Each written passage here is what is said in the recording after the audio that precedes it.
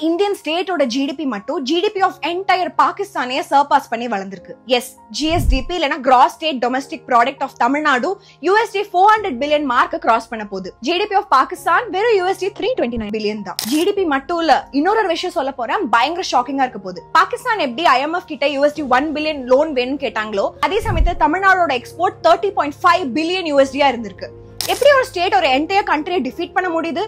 எந்த கண்ட்ரியும் இல்ல, ரெண்டு நேஷனுமே ஒரே நாள்ல பார்ன் ஆச்சு. கன்சிஸ்டன்ட் கமிட்மெண்ட் இருக்கு எகனாமிக் வளர்ச்சியில. For instance, Tamil Nadu 400 crores digital லேர்னிங்ல இன்வெஸ்ட் பண்ணிருக்காங்க. கவர்மெண்ட் வந்து 3750 crores ரோட் அப்கிரேடேஷன்ல இன்வெஸ்ட் பண்ணலாம்னு பிளான் பண்ணிருக்காங்க 25 to 26 பட்ஜெட்ல. Over 50% industrial units shut down ஆயிருக்கு பாகிஸ்தான்ல.